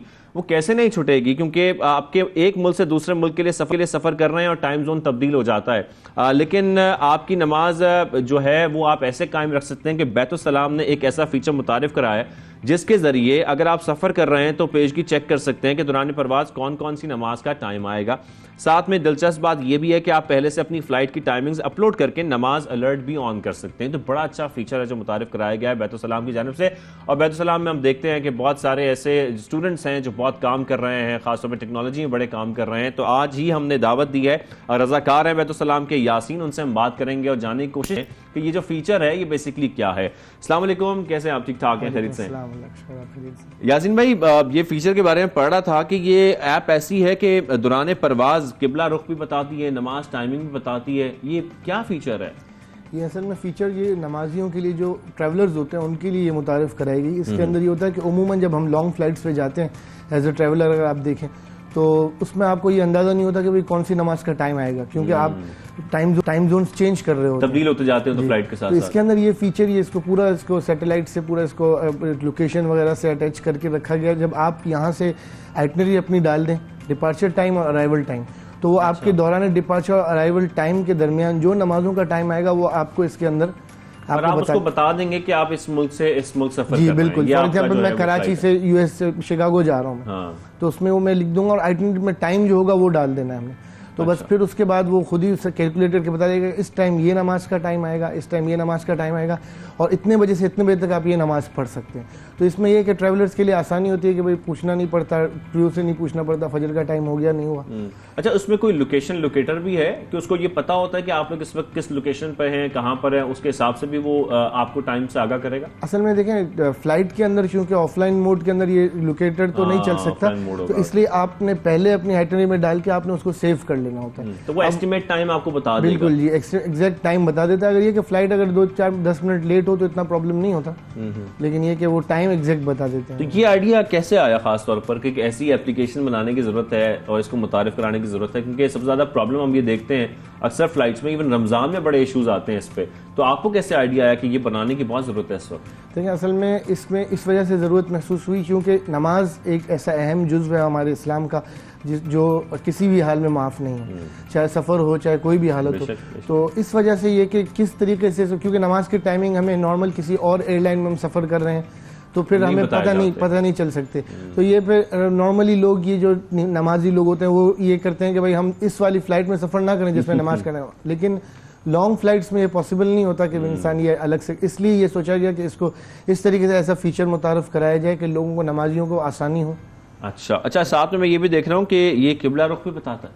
जी बिल्कुल, इसके अंदर किबला रुख की डायरेक्शन, इसके अंदर अभी एक फ़ीचर और भी इसके अंदर ये मुतारिफ होगा जो इसका बहुत ज़रूरी फ़ीचर है जो अभी हम इसके क्योंकि बेसिक में चल रहे हैं, वो ये कि नमाज के दौरान इतने बजे से फ़्लाइट के दौरान इतने बजे से इतने बजे तक ये नमाज किबला इस तरफ होगा। अच्छा। ये पूरा यानी फॉर एग्जांपल अगर आपकी 5 से 10 बजे तक फ्लाइट है तो 5 से 6 बजे तक इस तरफ किबला होगा, 6 से 7 इस तरफ किबला होगा, ताकि आप नमाज का टाइम देके किबला डायरेक्शन देके और फिर आप नमाज पढ़ सकते। ठीक है। अच्छा, ये बड़ी इंटरेस्टिंग एप्लीकेशन है और ये ऑफलाइन पूरी काम करती है, इसको इंटरनेट की जरूरत नहीं है, आप ये कह रहे हैं? ड्यूरिंग फ्लाइट आपने अपनी सारी इन्फॉर्मेशन उसमें एंटर कर दी, उसके बाद आपको किसी इंटरनेट की जरूरत ऑफलाइन सेव कर दिया आपने। ठीक है। और सेकेंडली इस एप्लीकेशन अंदर और क्या क्या ऑप्शंस हैं और क्या क्या फीचर्स हैं? देखें इस रिलेटेड टू द ट्रैवलर्स जो है इसके अंदर अभी इंशाल्लाह और भी कुछ फीचर्स हैं जिसके अंदर मिसाल आप पूरी दुनिया में अगर आप कहीं हैं तो वहाँ पे नमाज़ों की औकात के लिए ये तो अभी चल रहा है कि आप फॉर एग्जांपल आप एक शहर से दूसरे शहर सफर कर रहे हैं, तो दौरान सफर आपको नहीं पता आप कौन सी जगह पे हैं, तो आपकी लोकेशन को लोकेट करके उस जगह के नमाज का टाइम दे देगी। अच्छा, ताकि आप जिस जगह पे भी आप नमाज वहाँ पे अपने टाइम पे पढ़ सकते हैं। लेकिन बेसिकली एप्लीकेशन तैयार पूरी जो की गई है वो नमाज के हवाले से ही है? नहीं, इसमें दीगर फीचर्स भी हैं? इसके अंदर ये तो इसका एक फीचर है। एक फीचर है, जी, आप जानना चाह रहा हूँ और क्या फीचर्स हैं इसके अंदर? इसके अंदर बाकी जो यहाँ पे जो बयानात वगैरह होते हैं वो इसके अंदर आते हैं, लाइव बयानात आते हैं। इसके अलावा ये कुरान शरीफ पूरा इसके अंदर मौजूद है, विद तर्जुमा मौजूद है ट्रांसलेशन के साथ। इसके अलावा जो मसनून दुआएं हैं वो मौजूद हैं इसके अंदर। और इसके अलावा एक अच्छा फीचर, चूंकि अभी कुर्बानी भी आ रही है, तो पूरी दुनिया में कहीं भी कोई इस ऐप को यूज़ करके और अपनी कुर्बानी यहाँ पे बैतुल-सलाम को ऑर्डर कर सकता है। और तकरीबन ये कि लाखों लोगों तक जो है बैतुल-सलाम जो कुर्बानी पहुँचाता है, तो अपनी ऐप से बआसानी अपने घर बैठे वो उसको ऑर्डर कर सकता है और यहाँ उनकी कुर्बानी वहाँ पहुँच सकती है। फिर एक और फीचर है कि अगर आपने यूएस में बैठ के कुर्बानी ऑर्डर की है यहाँ पे, अब अपनी कुर्बानी को ट्रेस भी कर सकते हैं इस ऐप के थ्रू। अच्छा, कि मेरी कुर्बानी हो गई, गोश्त पहुंच गया, किस इलाके में पहुंचा, ये सब ट्रेस भी कर सकते हैं। अच्छा, ये ट्रेस, और ये पूरी दुनिया से किया जा सकता है? पूरी दुनिया से किया जा सकता है एप्लीकेशन, इस एप्लीकेशन के थ्रू। तो ये जो पूरी एप्लीकेशन तैयार की है, जैसे कि आप इसमें बता रहे थे, सारे फीचर्स भी हैं, ये वाकई ये बड़ा इस पे जो है काम हुआ होगा, बड़ा अरसा लगता है। ज़ाहिर है आपको एक एप्लीकेशन तैयार करने में बड़ा टाइम लगता है, पूरी टीम होती है। कितने टीम मेंबर्स थे, कितने आपके साथी हैं जो आपके साथ थे, और कितना अरसा लगा इस पूरी एप्लीकेशन को डेवलप करने में? एप्लीकेशन को डेवलप करने में तकरीबन ये 6 महीने लगे इसके अंदर, क्योंकि बहुत सारे फीचर्स लेकर आने थे तकरीबन अप्रॉक्सीमेटली। और बाकी ये कि हमारे कुछ साथी हैं, वॉलंटियर्स ही हैं, उनके सॉफ्टवेयर हाउस हैं, उन लोगों से भी मदद ली गई। बाकी कुछ हमारे इन हाउस साथी हैं जो इसके अंदर इन थे, तो सब ने मिल के अल्हम्दुलिल्लाह ये काम किया। और ये बहुत एक अच्छी ऐप है जो कि ट्रैवलर्स के लिए भी और वैसे भी नॉर्मल लाइफ के लिए भी एक बहुत अच्छी। नहीं, वाकई बहुत अच्छा स्टेप लिया गया। और हम अक्सर देखते हैं बैतुल-सलाम की तरफ से बहुत सारी ऐसी चीजें मुतारिफ कराई जा रही होती हैं, बड़े अच्छे काम किए जा रहे होते हैं।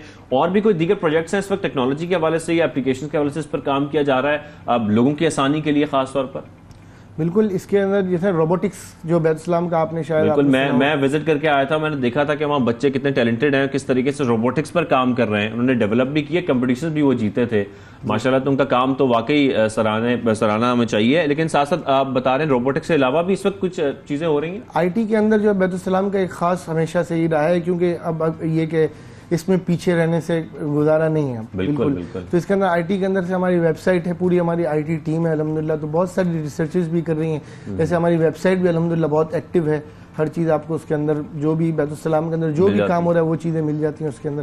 तो इसमें मजीद भी इंशाअल्लाह अज़ीज़ और भी कुछ ऐसे फीचर्स हैं जो अभी मतलब ये कि मैं पूछ रहा था, तो मुझे अभी इसको भी डिस्क्लोज, क्योंकि ये एक बहुत सारे काम चल रहे होते हैं ना वो भी। तो अभी इंशाअल्लाह अज़ीज़ आपको कुछ और भी इस ऐप के अंदर और इसके साथ कुछ ज़कात के हवाले से भी हम सुन रहे थे, कुछ ज़कात का कैलकुलेटर इस ऐप के अंदर है।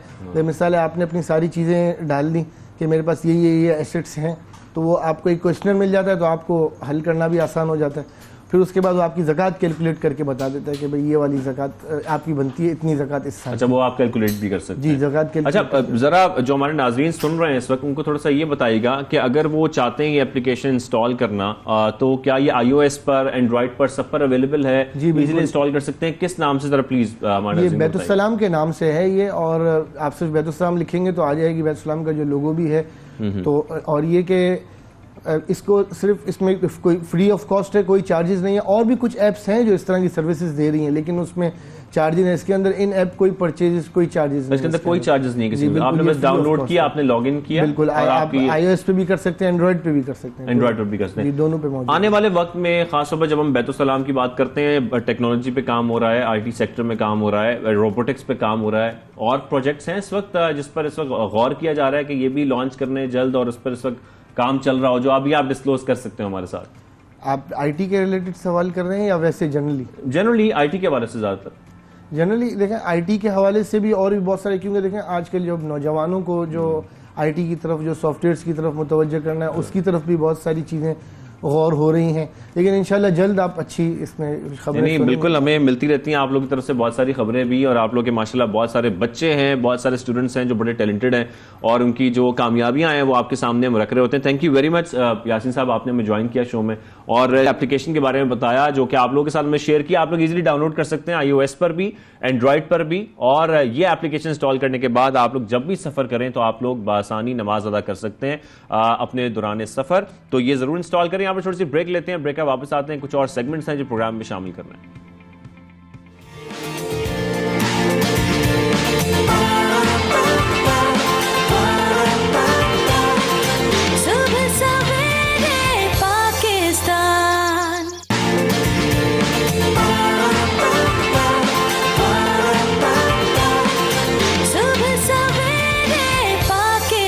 वेलकम बैक, आप देख रहे हैं सुबह सवेरे पाकिस्तान शाहजेब अहमद के साथ। और ब्रेक से पहले हमने जिक्र किया था कि इंटरेस्टिंग सेगमेंट का भी वो सेगमेंट शामिल करते हैं प्रोग्राम में। और अब आपको ये बताएं, कराची में सुपर हाईवे पर हम देख रहे हैं कि जो कुर्बानी के जानवरों की मवेशी मंडी लगाने का जो काम है वो आखिरी मराइल में पहुंच चुका है तकरीबन।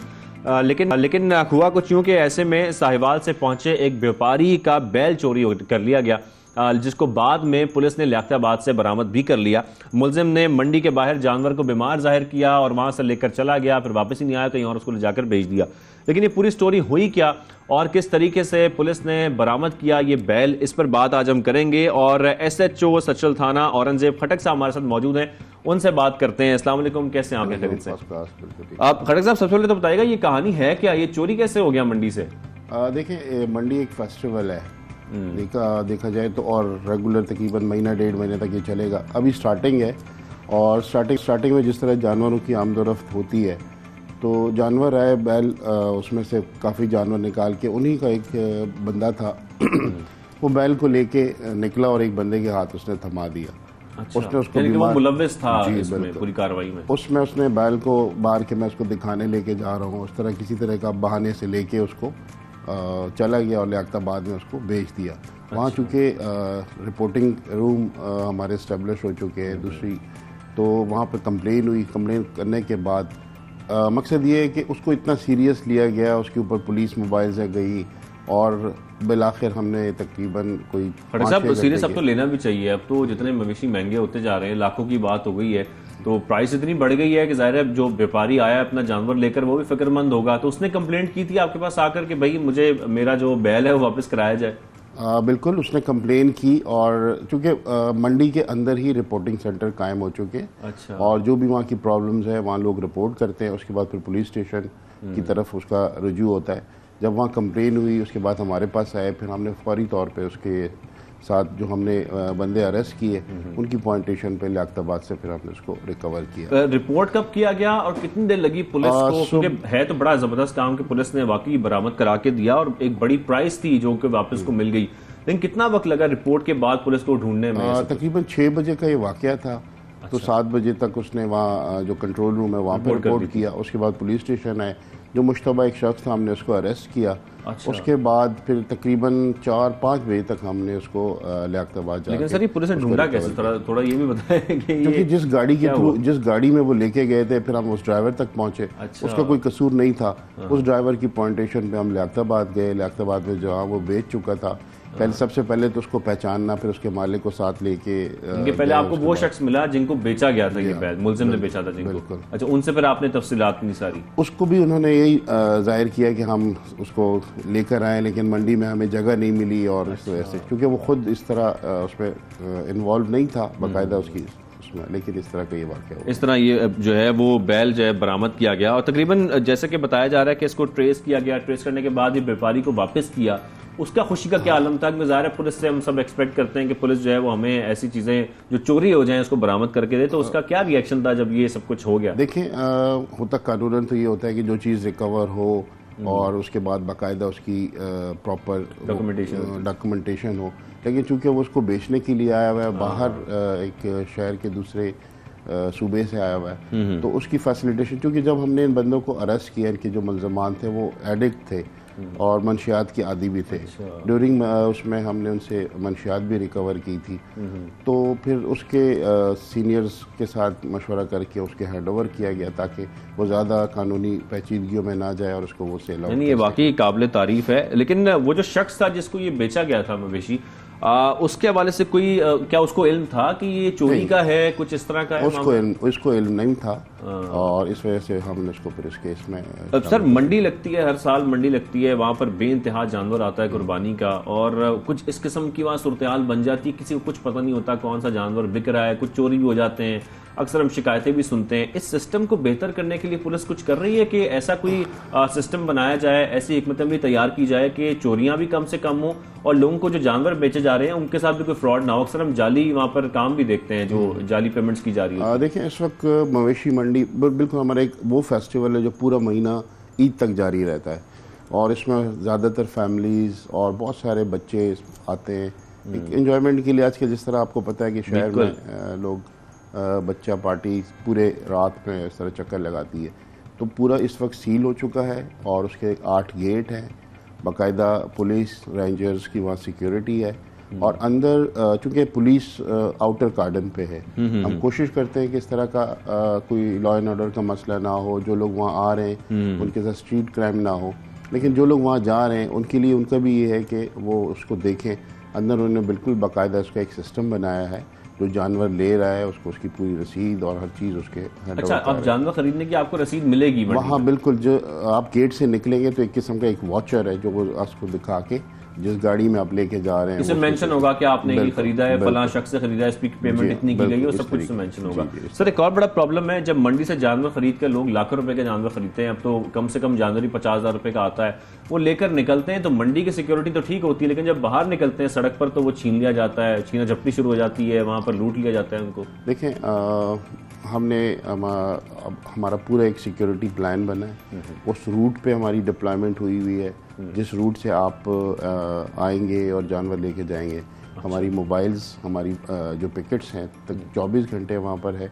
इंशाअल्लाह ताला हमारी पूरी कोशिश है कि इस चीज़ को सिक्योर किया जाए, क्योंकि जिस तरीके से लोग वहाँ का रुख करते हैं, फैमिलीज आती हैं, बहुत सारी फैमिलीज वहाँ पर विजिट करती हैं। इंशाअल्लाह ताला मुझे उम्मीद है कि इस दफ़ा बेहतर से बेहतर हम परफॉर्म करेंगे। और ऐसे एंट्री के और एग्जिट के वहाँ पर गेट्स हैं, वो खासतौर पर मंडियाँ बनाए गए हैं ताकि लोगों का जो आना जाना है सिर्फ एक ही रास्ते से हो। जी हाँ, क्योंकि हर तरफ से लोग आ रहे होते हैं, फिर पता नहीं होता कौन कहाँ से क्या लेके नहीं, बिल्कुल ऐसा नहीं है। हम वहाँ पे बाकायदा एंट्री गेट बने हुए 8 गेट हैं, लेकिन हर गेट का अलग फंक्शन है। अच्छा। एक गेट नंबर 1 है, गेट नंबर 1 से आप पार्किंग से एंट्री करते हैं पैदल भी। दूसरे जो गेट हैं उसमें 2 गेट हमने एग्जिट के लिए रखे हुए हैं, एमरजेंसी की सूरत में भी। ठीक है। और फिर जिस जगह गेट से जानवर की वहाँ आमदोरफ्त होती है एक अलग गेट है, तो गेट नंबर 1 ज़्यादा बड़े ऑर्गेनाइज तरीके से इस दफा मंडी को प्लान किया गया है। सर, पार्किंग का बड़ा प्रॉब्लम होता है, जब जानवर खरीद लिया जाता है तो पार्किंग सबसे बड़ा इशू होता है। गाड़ी लगाएं कहाँ, पार्किंग में भी चोरियां हो जाती हैं, गाड़ी खड़ी करके जाते हैं, गाड़ी में कोई चोरी हो जाती है, ये बड़े इश्यूज हैं। खैर, जाहिर बात है इतने इश्यूज को एड्रेस करना ही मुश्किल होता है, लेकिन ये सारे इश्यूज हैं जो एग्जिस्ट कर रहे हैं। लोग पार्किंग में गाड़ी लगाते हैं तो गाड़ी के अंदर चोरियां हो जाती हैं, वो जानवर खरीदने गए होते हैं। इन सब चीजों को फिर पार्किंग की इतनी स्पेस भी अवेलेबल हो कि लोग इजीली गाड़ियां अपनी लगा सकें, इसके लिए भी कुछ किया जाए। देखें, इस दफा बहुत ज्यादा कैमरे वहाँ लगे हुए हैं, पार्किंग में भी लगाए, पार्किंग में भी। इस दफा तो एंट्री पे इस तरह का एक सिस्टम बना है कि एंट्री पे आपकी तस्वीर के साथ, आपकी गाड़ी नंबर के साथ आपका पूरा रिकॉर्ड मेंटेन होगा और जो ड्राइवर है उसको जो एंट्री कर रहे हैं उसकी बाकायदा तस्वीर ली जाएगी। पार्किंग में कैमराज हैं, बाहर आउट स्पेशली होता ही है कि लोग पार्किंग को थोड़ा सा कुछ 10-15 रुपए के लिए वो चाहते हैं कि वो ना दें और अपनी गाड़ी बहुत दूर लगा देते हैं, जहाँ ना पुलिस की पिकेट्स हैं ना पुलिस की मोबाइल, ध्यान भी उधर होता है। तो इस वजह से वो लोग ज़्यादा इफेक्ट करते हैं कि जो उस पार्किंग को यूज़ नहीं करते। बाकायदा पार्किंग का बहुत बड़ा एक अमला तैनात किया गया है, वहाँ वो काम कर रहा है, स्पेशली वहाँ कैमराज लगे हुए हैं, एंट्री एग्जिट पॉइंट्स है उसके। तो मेरी जो लोग आ रहे हैं उनसे गुजारिश है कि वो पार्किंग यार्ड को यूज़ करें, ना कि बहुत दूर अपनी गाड़ी खड़ी करें, अंधेरे में खड़ी करें। जो बाकायदा पार्किंग बनाई गई है, अपनी गाड़ी वहीं पर काम करें। सर, एक्सीलेंट वर्क, बेहतरीन आप लोगों की तरफ से स्टेप्स दिए जा रहे हैं, खासतौर पर इन चोरियों को कंट्रोल करने के लिए और ओवरऑल इसको पूरा ऑर्गेनाइज करने के लिए। थैंक यू वेरी मच, आपने हमें ज्वाइन किया, ये तमाम बातें शेयर की। और हमें भी पुलिस के थोड़ा सा कॉपरेट करना चाहिए, जब वो आपको कोई बात वहां पर बता रहे हों, समझा रहे हो, तो कोशिश करें उनके साथ कॉपरेट करें कि वो आप लोगों के लिए कर रहे हैं, ताकि एटलीस्ट वहां पर चोरियां कम से कम हो, वहां पर लोगों को नुकसान कम से कम हो। तो ये तो हमारी पूरी बात हो गई मंडी की। हमारे साथ मौजूद थे SHO साहब भी और औरंगजेब खट्टर साहब ने भी बताया भी कि इस वक्त क्या इकदाम उठाए जा रहे हैं। खासतौर पर आगे चलकर हमने जो है वो आपको ये बताना है कि गर्मी बढ़ी है, और जब गर्मी बढ़ जाती है तो लोगों की कोशिश होती है AC खरीदने की, लेकिन महंगाई के इस दौर में जब AC खरीदने आप जाएं तो AC इतना महंगा मिलता है, 80,000 से लेकर 1 लाख रुपए तक की कॉस्ट होती है। तो ऐसे में वो लोग जो कि ख्वाहिश रखते हैं AC खरीदने की, वो क्या करें, वो कहाँ जाएं? इसी हवाले से सस्ते दामों AC कहाँ मिल सकते हैं, कम प्राइस में कहाँ मिल सकते हैं, इस पर हमने एक स्पेशल रिपोर्ट तैयार की है और वो आप पहले देखिए। ये आग बरसाता मौसम और यही आग लगी है महंगाई को। और जब इस महंगाई के दौर में हम ये सोचने पर मजबूर हों कि एसी ख़रीदना तो हमारे लिए बहुत दूर की बात है, आजकल किसी की भी एक कूलर ख़रीदने की सकत भी नहीं रही है। लेकिन ऐसे में अगर आज मैं आपको एक ऐसा बाज़ार मुतारिफ़ कराऊँ जो कि कराची के लाइंस एरिया में मौजूद है, जिसे एसी मंडी कहा जाता है, वो इस वजह से कहा जाता है कि यहाँ पर आपको हर कीमत पर, कम से कम कीमत पर भी, ज़्यादा से ज़्यादा पर भी एसी दस्तयाब है। कराची में वो लोग या दीगर शहरों से आने वाले वो लोग जो कि ये समझते हैं कि उनको अगर बाज़ार जाकर एसी 80,000 या 1 लाख का ही मिलेगा, तो ऐसा नहीं है।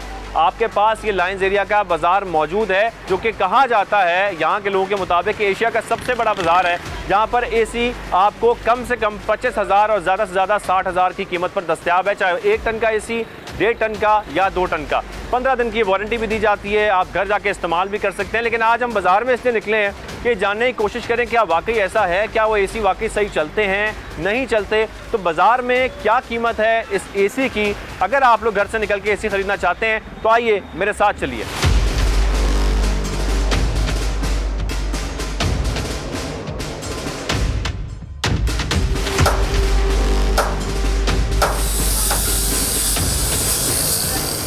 दुकानों पे एसी का ढेर लगा हुआ है, मुझे देख के तो बड़ी खुशी हो रही है और मेरा खुद दिल चाह रहा है कि मैं यहाँ पे एसी खरीदूं। एक दुकान में चल के ज़रा बात करने की कोशिश करते हैं कि अगर मुझे एसी खरीदना है तो कितने का मिल जाएगा। विंडो एसी भी है, स्प्लिट भी है, यहाँ पे 1 टन के, 1.5 टन के आपको सारे एसी दस्तयाब हैं। अस्सलाम वालेकुम, कैसे हैं आप? वालेकुम अस्सलाम, ठीक है, अल्लाह का करम है। मैं एक एसी खरीदने आया हूँ, ज़रा मुझे पहले तो ये गाइड करें कि अगर मुझे कोई 1 टन का एसी खरीदना है तो क्या आपके पास मुख्तलिफ कंडीशंस के, मुख्तलिफ क्वालिटी के एसीज़ हैं? जी जी जी जी, हमारे पास जो ना मुख्तलिफ तरीके के जो ना वो है, हमारे पास एसी हैं, जो ना इन्वर्टर भी हैं, सादे एसी भी हैं, इन्वर्टर भी हैं, इन्वर्टर भी हैं, वो आपको हम दे देंगे जो ना आधी कीमत के अंदर। अच्छा, इन्वर्टर आधी कीमत है, बाजार की आधी कीमत जी जी जी जी, आधी कीमत में मिल जाएगा। 1.5 टन भी मिल जाएगा, 1 टन भी मिल जाएगा, 2 टन भी मिल जाएगा, 4 टन भी मिल जाएगा। ये सारे एसी हमारे पास होते हैं। अच्छा, मैं देख रहा हूँ बहुत सारे एसी रखे हुए हैं। फ़र्ज़ करें कि मैंने, अगर आपका कोई 1 टन का एसी खरीदना है, मुझे हायर का इन्वर्टर भी नज़र आ रहे हैं यहाँ पे, ये एक हायर का इन्वर्टर मुझे कितने का मिल जाएगा? ये आपको मिल जाएगा तकरीबन जो ना 45,000 का मिल जाएगा। 45,000 मिल जाएगा, जो कि बाजार में 80-85 हज़ार जी जी जी जी जी वो मिल जाएगा। जी जी। मुझे अभी इस दुकान पे कितनी कीमत से लेके कितनी कीमत तक के एसी मिल जाएंगे? ये कम से कम आपको जो है ना, ये कम से कम जो ना 30,000 से लेके ज़्यादा से ज़्यादा 60,000 रुपये तक का एसी है हमारे पास।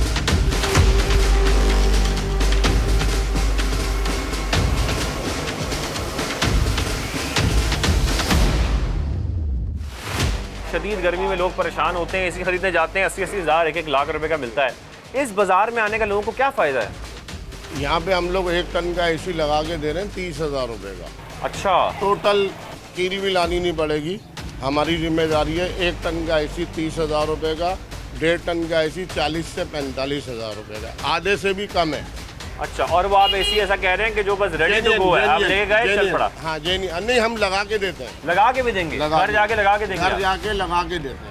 30,000 रुपये में? 30,000 रुपये में 1 टन का जेन्युइन एसी, जैसे रिकंडीशन गाड़ी आती है बाहर से, अच्छा, बिल्कुल ऐसा एसी होगा। ठीक है, तो लोग आते हैं खरीदारी के लिए? अल्लाह का शुक्र है, पहले ये 30-35 दुकानें थी, आज 450 दुकान है। तो जैसे जैसे हम देख रहे हैं एसी की कीमत बढ़ती जा रही है, अब तो नया एसी खरीदने जाओ तो 80,000, 90,000, 1 लाख रुपए का मिलता है छोटा एसी। तो ऐसी कीमतों में क्या लोगों ने ज़्यादा रुख करना शुरू कर दिया इस बाजार में? बहुत ज़्यादा। जो गरीब लोग हैं, गरीब परवर लोग हैं, वो यहाँ आ जाते हैं। ये गरीबों की मार्केट है।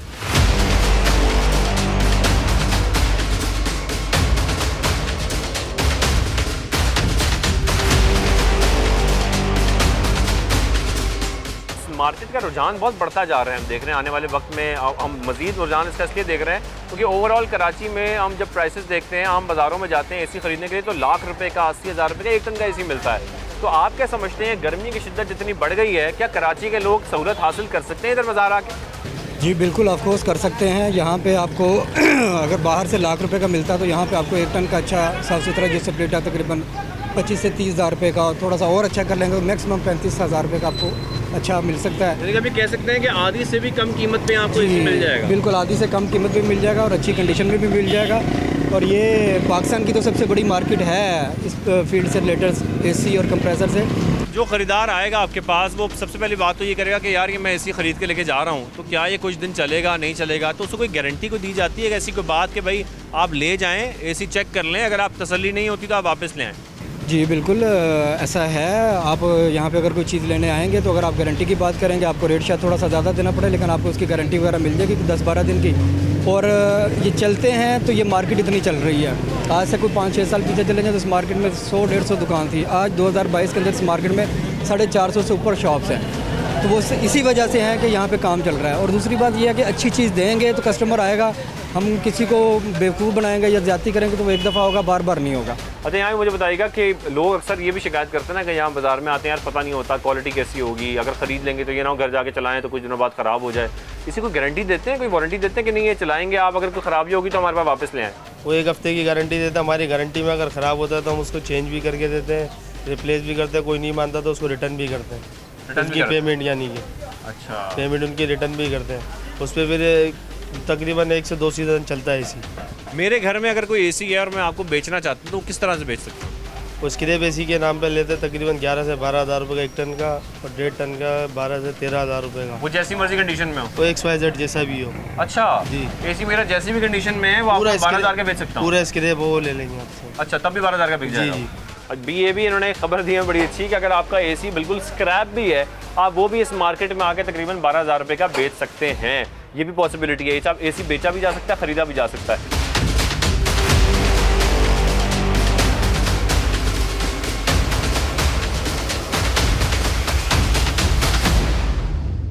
तो जैसा कि जिक्र किया जा रहा है कि एसी के फॉल्ट दूर किए जाते हैं और उनको तकरीबन नया करके बेचा जाता है। ये एसी मेरे सामने आप देख सकते हैं जिसकी अब सर्विस की जा रही है बाकायदा, और इसके अंदर जो सारा इसका जितने भी इलेक्ट्रिकल काम था, जितना काम था वो सब मुकम्मल कर लिया गया है। अब इसको सर्विस किया जाएगा। तकरीबन नया करने के बाद अब मैं दिखाता हूँ कि इसको किस तरीके से पैक करके यहाँ पर बेचा जाएगा। फिर यह कि मेरे कैमरामैन आपको दिखा रहे हैं कि यहाँ पर ये पूरा सील होने के बाद एसी अब आ गया, जो कि तकरीबन 30 से 35 हज़ार की प्राइस पे आपको इस मार्केट में अवेलेबल मिलेगा। इसमें ये गारंटी दी जाती है कि ये आप 1 हफ्ता 1.5 हफ्ता इस्तेमाल करके देखें। अगर एसी सही चल रहा है तो आप इसको चलाते रहें, ये साल 1.5 साल 2 साल भी चलता रहेगा। लेकिन ये एसी 1 टन का आपको जो मार्केट में 80,000 90,000 का मिलेगा, वो इस मार्केट में 30,000 25,000 या 35,000 के अंदर मिल जाएगा। ज़रा मुझे थोड़ा एक्सप्लेन करें कि एसी यहाँ पर आता कहाँ से है, वो आने के बाद आप लोग एसी के साथ क्या करते हैं, फिर उसको बेचते हैं तो कितने का बिकता है? बात यह है, ये दफ्तरों से, घरों से, कंपनियों से तो वो इश्तार भी देते हैं या वैसे भी वो बुला लेते हैं, तो उसके अब जाके देखते हैं तो ये मिलों वगैरह से निकलते हैं। तो उसमें किसी का इंडोर ख़राब होता है, किसी का आउटर ख़राब होता है। जो चीज़ सही होती है उसको हम रख लेते हैं, जो ख़राब होती है उसको खोल लेते हैं, जो सही होता है उसको फिर जो है वो हम सर्विस करके, जैसे ये रखा हुआ है तो उसको सर्विस, जैसे ये रखा हुआ है एसी, ये पूरा तैयार होके आप उसको फिर आगे भेज देते हैं। बिल्कुल ऐसे करके रखें।